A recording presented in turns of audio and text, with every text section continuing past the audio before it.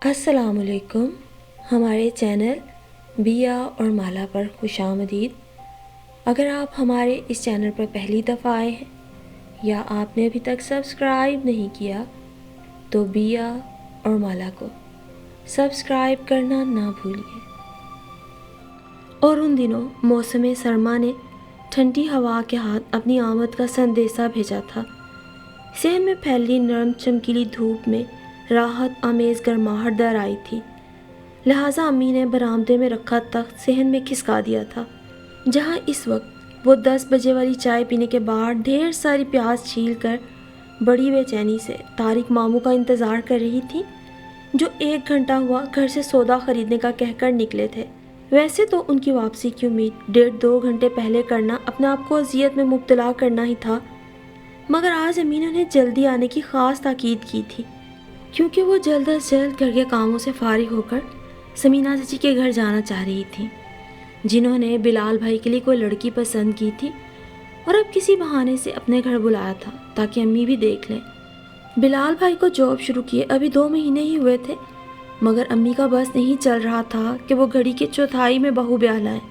بھائی اقصیٰ کی شادی تو میں وقاص کے امریکہ سے واپس آنے پر ہی کروں گی، پھر کیوں اپنے بچے کی شادی میں دیر کروں، یہی تو عمر ہے، ورنہ پھر دیر تو ہوتی ہی چلی جاتی ہے. پھر ہو سکتا ہے لڑکی پسند آتے آتے بھی کچھ وقت لگ جائے، تو کیا پتا دونوں بہن بھائیوں کی شادی ایک ساتھ ہی کر دوں. اور ان کی اس بات سے مجھے شدید اختلاف تھا، کیونکہ اکلوتے بھائی کی شادی پر میں جی بھر کے انجوائے کرنا چاہتی تھی، مگر امی کی مرضی کے خلاف بولنا اور وہ بھی اپنی شادی کے ٹاپک پر اپنی شامت کو آواز دینا تھا. لہٰذا دل ہی دل میں دعائیں مانگنے کے سوا اور کوئی چارہ نہ تھا. ابھی تو میں جوان ہوں، ابھی تو میں جوان ہوں. گیٹ کھلنے کی آواز کے ساتھ ہی طارق ماموں کی مخصوص گنگناہٹ سنائی دی. اللہ خیر ہی کرے. امی کے لہجے میں ہلکی سی جھنجھلاہٹ تھی. مجھے ہنسی آ گئی، کیونکہ یہ حقیقت تھی کہ طارق ماموں بازار جاتے کسی نہ کسی چیز پہ ان کا دل آ جاتا اور واپسی پر اکثر ہی یہ گانا گنگناتے ہوئے آتے. اور یہ ہماری امی ہی تھی جو بڑی خندہ پیشانی سے طارق ماموں کی ہر جا بے جا خواہش پوری کرتی تھی، ورنہ ان کا اور تھا بھی کون جو ان کے لیے جلتی دوپہر میں کھانا پکے ہونے کے باوجود نئے سرے سے ان کی فرمائش پر بگھارے بینگن یا کڑی جیسی مشکل ڈشز بناتا. ان کی اپنی بہن تو شادی کے بعد انگلینڈ میں ہی بس گئی تھی، ماں باپ پہلے ہی مر چکے تھے. وہ تو ہماری امی تھیں جو ایک بار ان کے گھر گئیں تو بخار میں پھنک رہے تھے. گھر میں نہ ہی تو کچھ کھانے کو تھا اور نہ ہی وہ اکیلے ڈاکٹر کے پاس جا سکے تھے. امی سے اپنی مرحومہ پھوپھی کے اکلوتے بیٹے کی تنہائی اور بے چارگی دیکھی نہ گئی اور وہ اسی وقت انہیں اپنے ساتھ لے آئیں. اس روز سے طارق ماموں ہمارے ساتھ ہی رہنے لگے. اور پھر طبیعت ٹھیک ہونے کے بعد طارق ماموں نے بہت کوشش کی کہ واپس اپنے گھر چلے جائیں، مگر امی اور بابا نے ان کی ایک نہ چلنے دی. اور اب تو اس بات کو بھی 18 برس بیت گئے تھے. ہم نے تو بچپن سے ہی انہیں اسی طرح گھر کی ساری ذمہ داریاں اٹھاتے دیکھا تھا، چاہے ہماری سب سے بڑی فضا آپا کی ذمہ داری جو بیاہ کر حیدرآباد چلی گئی تھی انہیں کراچی واپس لانا ہو یا واپس پہنچانا ہو، بلال بھائی کے داخلے کے لیے دوڑ بھاگ کرنی ہو، گھر کے اندر باہر کے تمام کام انہوں نے اپنے سر لے لیے تھے. بلال بھائی تو گھر بھر کے لاڈلے تھے، لہٰذا وہ تو سوائے پڑھائی کے کسی اور بات سے کوئی واسطہ ہی نہ رکھتے تھے. بابا کو بھی طارق ماموں نے ہر فکر سے آزاد کر دیا تھا. ان کا اپنا ذاتی گھر کافی بڑا اور ایسے علاقے میں تھا کہ اچھا خاصا کرایہ آ جاتا تھا. اسی وجہ سے ایک بار نوکری چھٹ جانے کے بعد انہوں نے دوبارہ نوکری تلاش کرنے کی زحمت بھی نہیں کی. دراز قد، گندمی رنگت، بے حد گھنگرالے بال، گھنے ابرو تلے کچھ خوابناک سی آنکھیں، اچھی خاصی ہینڈسم شخصیت کے مالک تھے طارق ماموں. امی نے کئی بار چاہا ان کی شادی کر دیں، مگر ہر بار کوئی نہ کوئی بات ان کے ارادے کو ناکام بنا دیتی. کبھی لڑکی اچھی ہوتی تو خاندان پسند نہ آتا، اور اگر گھر والے اچھے ہوتے تو لڑکی میں کوئی کمی ہوتی. امی کی تمام تر محبت کے باوجود کہنے والوں نے تو یہ بھی کہا کہ میری امی اور بابا کو مفت کا غلام ملا ہوا ہے، بھلا وہ کیوں چاہیں گے اس کی شادی ہو. ایسی باتیں سن کر امی کو خوب غصہ چڑھتا تو طارق ماموں نے سمجھاتے، آپا بیگم آپ لوگوں کی باتوں پر دھیان نہ دیا کریں اور اگر آپ کو اتنا ہی برا لگتا ہے تو میں واپس اپنے گھر چلا جاتا ہوں۔ ان کی واپس جانے کی بات سن کر امی خاموشی اختیار کر لیتی اور بات ٹل جاتی۔ اور یہ بات بھی ان دنوں کی ہے جب ان کی شادی کی بات سن کر ہم صرف اس لیے خوش ہو جاتے تھے کہ ہمارے بھی نئے نئے کپڑے بنیں گے، گھر میں خوب ہلا گلا ہوگا اور پڑھائی سے کچھ دنوں کے لیے جان چھٹ جائے گی۔ اب تو نہ امی ان سے شادی کے لیے کہتی تھی اور نہ باہر والوں کو کوئی فکر رہی تھی۔ اسی وجہ سے ہمارے ہینڈسم سے کیئرنگ سے طارق ماموں آج بھی تنہا تھے۔ اور بالآخر سمینہ چچی کی دکھائی ہوئی عظمیٰ امی کو پہلی ہی نظر میں پسند آ گئی۔ خاصی ویل آف فیملی کی تھی۔ عظمیٰ گھر میں سب سے بڑی تھی۔ اس سے چھوٹے 2 بھائی تھے۔ اس کی کھلتی ہوئی رنگت، دبلا پتلا سرابا، کم عمری کی معصومیت لیے بھولا بھالا چہرہ سیدھا بلال بھائی کے دل میں اتر گیا، اور وہ جو ابھی شادی کے جھمیلوں میں پڑنے سے گھبرا رہے تھے فوراً رضامند ہو گئے۔ امی کی تو جیسے دلی مراد برائی، اور وہ چٹ منگنی پٹ بیاہ کے مقولے پر عمل کرتے ہوئے 3 مہینے ہی بہو گھر لے آئیں۔ اللہ نے میری بھی سن لی، لہٰذا میں نے بلال بھائی کی شادی پر اپنے سارے شوق پورے کیے، ڈھیر سارے کپڑے بنوائے، جی بھر کے نیک سمیٹا اور سہیلیوں کے ساتھ خوب رونق لگائی۔ شادی کے دنوں میں بھی ہر کام کی ذمہ داری طارق ماموں نے اپنے کندھوں پہ اٹھا لی تھی۔ بلال بھائی کو تو ویسے بھی اب کچھ کرنے کی عادت ہی نہیں رہی تھی، اور بابا کو بھی طارق ماموں کے باعث صرف منہ سے آرڈر دینے کی عادت بن گئی تھی۔ ان کے منہ سے بات نکلتی ادھر طارق ماموں اپنا فرض سمجھتے اسے پورا کر دیں۔ بلال بھائی کی شادی کے بعد ہمارے گھر کے ماحول میں بڑی خوشگوار سی تبدیلی آ گئی تھی۔ مجھے بھابھی کے روپ میں ایک ہم عمر ساتھی مل گیا، اور ہم دونوں ڈھیروں باتیں کرتے، نئی نئی ڈشز پکا کر گھر والوں کا صبر آزماتے، کبھی ہنسنے پر آتے تو بات بے بات ہنستے ہی چلے جاتے۔ عظمیٰ بھابھی انتہائی خوش اتوار اور سعادت مند بہو ثابت ہوئی تھی۔ وہ اگر میرے ساتھ دوستوں والا رویہ رکھتی تھی تو امی اور بابا کا احترام بھی اسی طرح کرتی تھی جیسے کہ لڑکیاں اپنے والدین کا کرتی ہیں۔ طارق ماموں کا بھی خاص خیال رکھتی تھی، مگر طارق ماموں بلال بھائی کی شادی کے بعد بہت خاموش اور الگ تھلگ سے رہنے لگے تھے۔ اب وہ وقت بے وقت امی سے کسی پسندیدہ کھانے کی فرمائش بھی نہیں کرتے تھے۔ کسی کام کے لیے بازار بھیجا جاتا تو پہلے کی طرح گھنٹوں لگانے کی بجائے جلد ہی واپس لوٹ آتے، اور سب سے بڑھ کر ان کی ابھی تو میں جوان ہوں، ابھی تو میں جوان ہوں والی گنگناہٹ معدوم ہوتے ہوتے ختم ہی ہو گئی تھی۔ بھائی گھر میں بہو آ گئی ہے، کچھ تو اس کا لحاظ کرے گا، اور پھر عمر کے ساتھ ساتھ سنجیدگی بھی تو آ جاتی ہے انسان پہ۔ طارق ماموں کے لیے دیے خاموش خاموش سے اتوار دیکھتے ہوئے بابا نے جب امی سے پوچھا تو انہوں نے جواب دیا، سنجیدگی آ گئی ہے یا عظمیٰ کے سامنے تمہارے ہاتھوں ہونے والی بے عزتی سے بچتا ہے؟ جواباً امی کے گھور کے دیکھنے پر بابا نے مسکرا کر اپنا رخ پھیر لیا۔ اور پھر انہی دنوں عظمیٰ بھابھی کے گھر والوں نے جب پکنک کا پروگرام بنایا تو شہر سے دور آلودہ ماحول سے پاک ان کے فارم ہاؤس پر ہم صبح سویرے ہی پہنچ گئے تھے۔ ہرے بھرے درخت، نیلا آسمان، دھوپ میں چمکتا سوئمنگ پول کا شفاف پانی، وقفے وقفے سے آتی کسی پرندے کی چہکار، مجھے تو سارا ماحول بڑا افسانوی سا لگ رہا تھا۔ بابا معین انکل یعنی عظمیٰ بھابھی کے ابو کے ساتھ دھوپ میں کرسی رکھے گپ شپ میں مصروف تھے، تو امی فوزیہ آنٹی یعنی عظمیٰ بھابھی کی امی کی طرف سے ملنے والی اہمیت کو بھرپور طریقے سے انجوائے کر رہی تھیں۔ عظمیٰ بھابھی کے دونوں بھائی بھی بلال بھائی کے ساتھ کرکٹ کھیلنے میں مشغول تھے۔ سب کو آپس میں مگن دیکھ کر بھابھی نے میرا ہاتھ تھاما اور مجھے فارم ہاؤس کے اندر بنے کمروں کی طرف لے آئیں، جہاں کلثوم پھپھو کھانے پینے کا سامان کاؤنٹر کچن میں رکھنے کے بعد چائے بنا رہی تھی، اور ان کا 4 سالہ بیٹا شاہویز ان کے آنچل کو تھامے خاموش کھڑا تھا۔ ارے کلثوم پھپھو، آپ یہاں آ کر بھی کن کاموں میں مصروف ہو گئی؟ آپ بھی ذرا انجوائے کریں، کھانا تو ہم یہاں کے ریسٹورنٹ سے بھی کھا سکتے ہیں، میں نے بے ساختہ کہا تو وہ باسکٹ میں سے چائے کے مگ نکالتے ہوئے دھیمے سے مسکرائیں۔ انجوائے کرنے کے دن تو تم لوگوں کے ہیں، مگر امی انکل اور آنٹی بابا بھی تو، میں نے کچھ کہنا چاہا مگر بھابھی نے ایک بار پھر میرا ہاتھ پکڑ کر باہر کی طرف کھینچا۔ چھوڑو، تم کن بیکار باتوں میں پڑ گئی کلثوم، عظمیٰ بھابھی کی پھپھو تھیں جو شادی کے صرف 1 سال بعد بیوہ ہو گئی تھیں اور مستقل طور پر معین انکل اور فوزیہ آنٹی کے ساتھ ہی رہتی تھیں۔ ہم جب بھی ان کے گھر گئے انہیں کسی نہ کسی کام میں مصروف دیکھا۔ وہ بہت کم ہمارے درمیان آ کر بیٹھتی تھی۔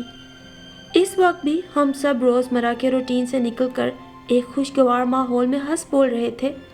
انہیں اس طرح خاموش اور مصروف دیکھ کر میرا دل دکھ سے بھر گیا۔ ان کی بڑی بڑی سیاہ آنکھوں میں تیرتی اداسی ان کے اوپر گزرنے والے سانحے کی گواہ تھی۔ میں نے لاپرواہی سے کندھے جھٹکے اور اپنا دھیان نیلے آسمان پر اڑتی رنگ برنگی پتنگوں کی طرف موڑ دیا۔ باہر تمام لڑکے پتنگ بازی کر رہے تھے۔ بابا بہت فخر سے طارق ماموں کو دیکھ رہے تھے جو کسی کی پتنگ بھی ہوا میں زیادہ دیر اڑنے نہیں دے رہے تھے اور بڑی مہارت سے بو کاٹا کر رہے تھے۔ سب خوش تھے۔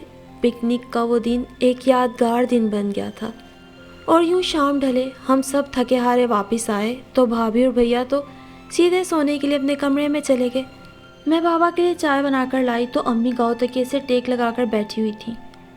توبہ ہے بھائی، لوگوں کے دلوں سے تو خوف خدا بالکل ہی ختم ہو گیا۔ کلثوم بیچاری کی حالت پر تو مجھے بڑا ہی ترس آیا۔ گھر میں رہے تو نوکروں کی طرح کام کرتی رہتی ہے، کہیں باہر نکلے تو بھی ساری ذمہ داری اس غریب پر ڈال دی گئی۔ اللہ کسی کو کسی کا محتاج نہ کرے۔ ابھی بیچاری کی عمر ہی کیا ہے، آگے پہاڑ سی زندگی پڑی ہے۔ ابھی تو بچہ بھی اتنا چھوٹا ہے، اس کے بڑے ہونے تک کلثوم کی تو ساری زندگی غلامی کرتے کرتے ہی گزر جائے گی۔ خیر اب ایسی بھی بات نہیں، معین صاحب اپنی بہن کا بہت خیال رکھتے ہیں۔ بابا نے میرے ہاتھ سے چائے کا کپ تھامتے ہوئے امی کو جواب دیا۔ ان کے خیال رکھنے سے کیا ہوتا ہے، وہ تو سارا دن گھر سے باہر ہوتے ہیں۔ اور فوزیہ دن بھر اس غریب کے ساتھ جیسا چاہے سلوک کرتی ہوں، معین صاحب کے تو فرشتوں کو بھی خبر نہ لگتی ہوگی۔ اس رات تھکن کے باوجود 2 کالی آنکھوں میں ہلکورے لیتی اداسی نے مجھے دیر تک جگائے رکھا اور دل میں رہ رہ کر ایک خیال کروٹیں لیتا رہا کہ یہ سانحہ تو کسی کے ساتھ بھی ہو سکتا ہے۔ پھر لوگ، اور وہ بھی اپنے پیارے رشتے، اس قدر پتھر دل کیسے ہو جاتے ہیں۔ اور پھر ان دنوں گھر میں سب بہت خوش تھے کیونکہ بہت عرصے بعد کسی ننھے منھے کی آمد کی نوید ملی تھی۔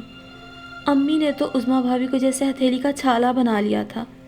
ان کے چلنے پھرنے اٹھنے بیٹھنے پر وہ کڑی نظر رکھتی تھی، مگر ساتھ ہی ساتھ ہر طرح سے ان کی ناز برداری بھی کر رہی تھی۔ ان کے کھانے کا الگ سے اہتمام کرتی، خاص ان کی پسند کی چیزیں اپنے ہاتھ سے پکا کر بہت اصرار سے انہیں کھلاتی۔ اس صبح بھی بابا اور بلال بھائی کے آفس جانے کے بعد انہوں نے ایک لمبی لسٹ طارق ماموں کو دی تھی۔ دیکھو بھائی، کوئی چیز رہ نہ جائے اور ذرا جلدی آنے کی کوشش کرنا۔ امی نے حسب عادت ہدایت کی۔ طارق ماموں نے بغیر کوئی جواب دیے پیسے اور سامان کی لسٹ اپنی جیب میں رکھی اور اپنی کھٹارا سی بائک کی طرف بڑھ گئے۔ طارق ماموں کتنے ہینڈسم ہیں، آپ نے ان کی شادی کیوں نہیں کی؟ عظمیٰ بھابھی ان کی وجاہت سے متاثر ہو کر بے ساختہ بول اٹھی۔ بھائی ہم نے تو بہت کوشش کی، مگر نہ جانے کیوں یہ شادی کے نام سے ہی بدکتا تھا، اور اب تو خیر عمر بھی نہیں رہی۔ امی کا جواب وہی تھا جو اکثر لوگوں کو دیا کرتی تھی، اتنی زیادہ عمر تو نہیں لگتی، اگر ہم کوشش کریں تو اب بھی ان کے لیے اچھی سی لڑکی تلاش کر سکتے ہیں۔ بھابھی نہ جانے کس خیال کے تحت بولی، تم اس کی فکر چھوڑو اور اپنا خیال رکھو، یہ دن ان بیکار کاموں میں الجھنے کے نہیں۔ امی کے ممتا سے لبریز لہجے نے عظمیٰ بھابھی کے لبوں پر ایک ناز بھری مسکراہٹ بکھیر دی، اور پھر امی کی ہدایت کے برعکس طارق ماموں 3 گھنٹے بعد لوٹ کر آئے۔ آپا بیگم، میں ذرا گھر کی طرف چلا گیا تھا، اختر صاحب گھر خالی کر رہے تھے تو میں نے سوچا ذرا دیکھ لوں، اگر کوئی ٹوٹ پھوٹ ہوئی تو نئے کرایہ دار آنے سے پہلے ٹھیک کروا دوں۔ طارق ماموں نے امی کا خراب موڈ دیکھتے ہوئے صفائی پیش کی تو وہ منہ ہی منہ میں بڑبڑا کر رہ گئی۔ اس کے بعد کے دنوں میں طارق ماموں کچھ زیادہ ہی گھر سے باہر رہنے لگے۔ امی کو جب بھی ان کی ضرورت پڑتی وہ غیر حاضر ہی ہوتے۔ آخر تم کن بکھیڑوں میں پڑ گئے ہو، ہر وقت گھر سے غائب رہتے ہو، 1000 کام ہوتے ہیں مگر تمہارا کوئی پتہ ہی نہیں ہوتا۔ آخر ایک دن امی کی برداشت جواب دے گی، آپا بیگم اس دن آپ کو بتایا تو تھا، پرانے کرایہ دار گھر خالی کر گئے ہیں، ذرا مرمت کا کام تھا۔ پھر میں نے سوچا اتنا بڑا گھر ہے، کسی ایک پارٹی کو دینے کی بجائے 2 الگ الگ پورشن بنوا دوں۔ انہوں نے ہمیشہ کی طرح اپنے دھیمے انداز میں جواب دیا۔ اب اچانک تمہیں پیسے کا کیوں ہو گیا؟ اچھا بھلا پورا گھر ایک ہی فیملی کو دیا ہوا تھا، اب 2 کرایہ دار ہوں گے تو اور جھنجھٹ بڑھے گا۔ خیر جو تمہارا دل چاہے کرو، مگر جہاں رہتے ہو وہاں کی بھی فکر کر لیا کرو۔ کل سے پانی کی موٹر خراب پڑی ہے، بل بھی جمع کروانے ہیں، تاریخ نکل گئی تو جرمانہ بھرنا پڑ جائے گا۔ امی شاید ابھی کچھ اور کہتی کہ طارق ماموں اپنا ٹول باکس اٹھا کر موٹر ٹھیک کرنے چل دیے۔ یہ ان کی پرانی عادت تھی، وہ امی کے ناراض ہونے پر کبھی پلٹ کر جواب نہیں دیتے تھے، بلکہ خاموشی سے کسی کام میں مصروف ہو جاتے، اور امی خود ہی بول بول کر بالآخر خاموش ہو جاتی، اور وہ جس طرح چھوٹی سی چنگاری بھڑکتی ہوئی آگ میں تبدیل ہو جاتی ہے، اسی طرح بظاہر نارمل سی ایک خواہش کے اظہار نے ہمارے گھر کے پرسکون ماحول میں ہنگامہ برپا کر دیا۔ طارق ماموں نے بس اتنا ہی تو کہا تھا، میں کلثوم سے شادی کرنا چاہتا ہوں، اور مانو کسی دریا کا بند ٹوٹ گیا۔ برسوں کی محبت، رواداری اور خدمتیں تنکوں کی طرح اس سیلاب میں بہہ گئے، اور باقی رہ گئے تیز و تند جملوں کے برستے تیر اور قہر بار نظروں کی جھلساتی آگ۔ ارے میاں تم ہوش میں تو ہو، بڑھاپے میں شادی کا شوق چرایا ہے؟ میں بھی حیران تھی کہ آج کل کہاں اڑے اڑے پھرتے ہو، اب پتہ چلا کہ شادی کے انتظامات ہو رہے تھے۔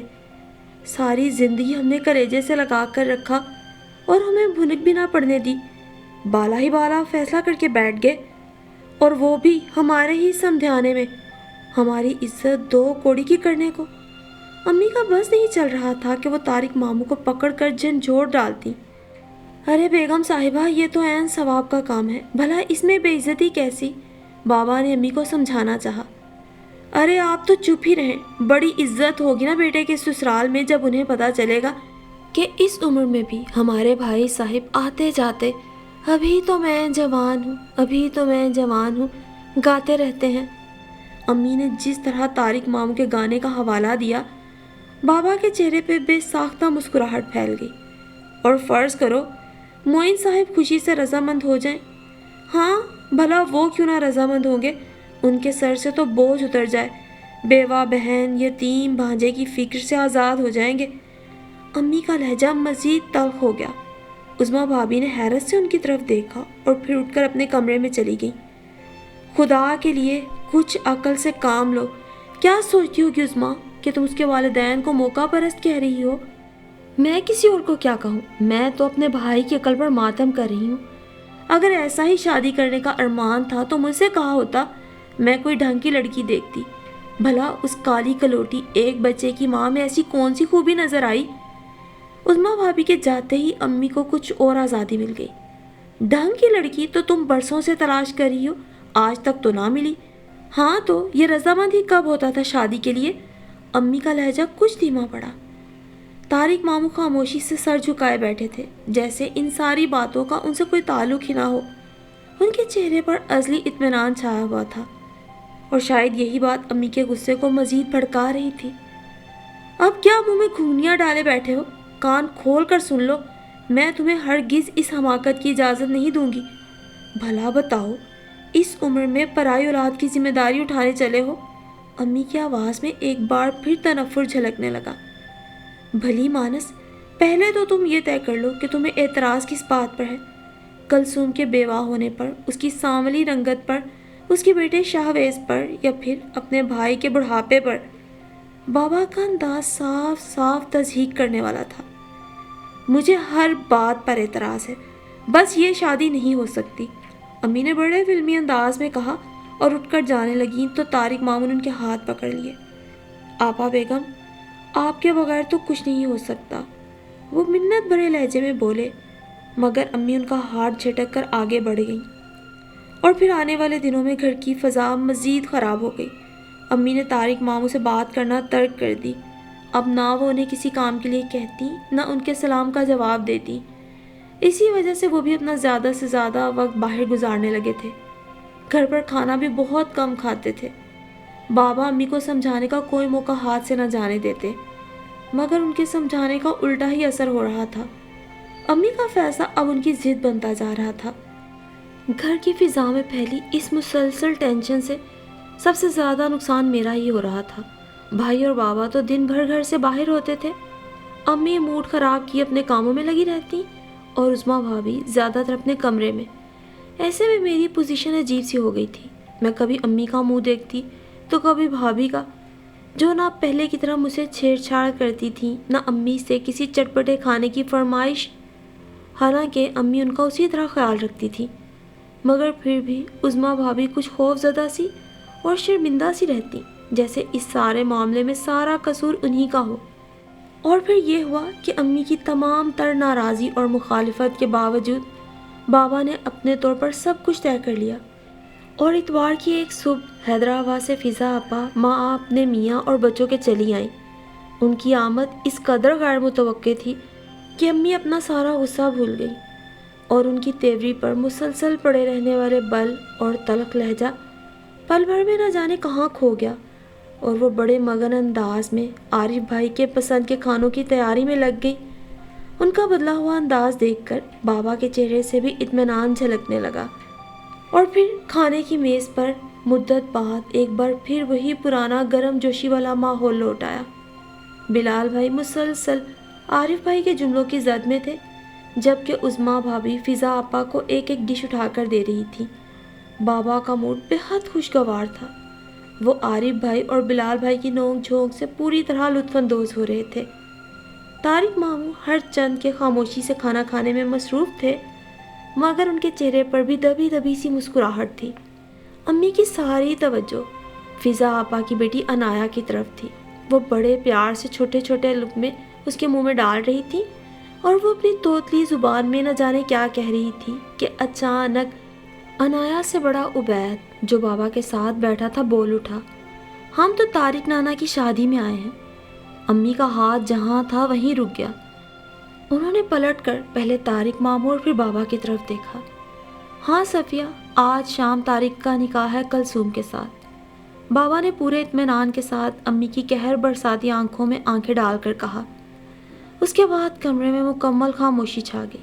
سب سانس روکے امی کے رد عمل کے منتظر تھے، مگر انہوں نے کچھ کہے بغیر انایا کو گود سے اتارا اور اپنے کمرے میں جا کر دروازہ بند کر لیا۔ شام تک سب اپنے اپنے طور پر امی کو منانے کی کوشش میں لگے رہے، مگر اس بار خاموشی ہی ان کا انکار تھی، جس کے بعد بابا، عارف بھائی، فضا آپا اور بلال بھائی کے ہمراہ طارق ماموں کی مختصر سی بارات لے کر معین انکل کے گھر کے لیے روانہ ہو گئے، جہاں بالکل سادگی کے ساتھ نکاح ہوا، اور کلثوم پھوپھو اپنے بیٹے شاہویز کے ساتھ طارق ماموں کے گھر منتقل ہو گئی، جس کا ایک پورشن کرائے پہ تھا اور دوسرے پورشن کو طارق ماموں نے بڑی خوبصورتی مگر سادگی کے ساتھ سیٹ کیا تھا۔ امی کی ناراضی کے خوف سے مجھے اور بھابھی کو تو اس شادی میں شرکت کرنے کی ہمت ہی نہ ہوئی، مگر فضا آپا کے کہنے کے مطابق معین انکل اور فوزیہ آنٹی نے انتہائی محبت اور خوشی سے کلثوم پھوپھو کو رخصت کیا تھا۔ موسم کی خوبصورتی اپنے عروج پہ تھی۔ درختوں میں کئی کومپلیں پھوٹ آئی تھی، خوش رنگ پھول خوشبو لٹا رہے تھے، اور کوئل کی کوکو شہر کے بے ہنگم شور کے باوجود کانوں میں رس گھول رہی تھی۔ ایسے میں اللہ کی رحمت نے ہمارے گھر میں گول مٹول گلابی گالوں والی گڑیا کے روپ میں جنم لیا۔ ہم سب کی خوشیوں کا کوئی ٹھکانہ نہ تھا۔ عظمیٰ بھابھی، جو شروع سے ہی بیٹے کی آرزو مند تھی، امی اور بلال بھائی کو اس قدر خوش دیکھ کر مطمئن ہو گئی تھی۔ ممتا کے نور سے ان کا چہرہ جگمگا رہا تھا۔ بابا بچی کے کان میں اذان دینے کے بعد باہر چلے گئے، اور جب کچھ دیر بعد واپس آئے تو ان کے ساتھ ہاتھوں میں ڈھیر سارے پھول اور مٹھائی کا ڈبہ لیے طارق ماموں اور کلثوم پھوپھو بھی تھی۔ ایک بار پھر سب کی سانسیں رک گئیں، مگر دوسرے ہی پل سب حیران رہ گئے جب امی نے بے ساختہ آگے بڑھ کر طارق ماموں کو گلے سے لگا لیا۔ میری بہن آئی ہے، شاہویز کی چہکتی آواز سن کر امی نے محبت بھری نظروں سے اس بچے کو دیکھا۔ ہاں بیٹا، یہ آپ کی چھوٹی بہن ہے، انہوں نے اس کے سر پہ ہاتھ پھیرتے ہوئے کہا، تو خوشی سے امڑ آنے والے آنسوؤں نے ہم سب کی آنکھیں نم کر دی۔ اور پھر کئی دنوں بعد جب میں طارق ماموں کے گھر گئی تو شاہویز کی سائیکل ٹھیک کرتے ہوئے وہ اپنے مخصوص انداز میں گنگنا رہے تھے، ابھی تو میں جوان ہوں، ابھی تو میں جوان ہوں، اور کلثوم پھوپھو کی سیاہ آنکھوں میں جیسے ننھے ننھے دیپ جل رہے تھے۔ 2 کمروں کے چھوٹے سے پورشن میں خوشی اور اطمینان کا راج تھا۔ میں سوچنے لگی کہ طارق ماموں کے دل میں کلثوم پھپھو کو اپنانے کا خیال کب اور کیوں آیا، اور امی نے اتنی شدید مخالفت کیوں کی؟ شاید اس لیے کہ انہیں طارق ماموں کی عادت سی پڑ گئی تھی۔ پہلے جو وہ طارق ماموں کو اپنی ذمہ داری سمجھ کے لائی تھی اور ان کی محبت طارق ماموں کے لیے بے غرض تھی، وقت گزرتے کے ساتھ ساتھ اس میں خود غرضی شامل ہو گئی تھی۔ اگر کلثوم پھپھو کی جگہ کوئی اور بھی ہوتا تو بھی امی کا رد عمل اتنا ہی شدید ہوتا، کیونکہ طارق ماموں جن کے بارے میں ہمیں لگتا تھا کہ مذاق میں یہ گانا گاتے ہیں، ابھی تو میں جوان ہوں، در حقیقت اپنے دل کے ارمان ہی ہمیں بتانے کی کوشش کیا کرتے تھے۔ شاید ہر اچھے انسان میں کہیں کوئی چھوٹی سی برائی چھپی ہوتی ہے، اور ہر برائی میں کہیں کسی اچھائی کا پہلو ضرور ہوتا ہے۔ یہی ایک نارمل انسان کی پہچان ہے، ورنہ سکہ اگر دونوں طرف سے ایک سا ہو تو کھوٹا ہی کہلائے گا۔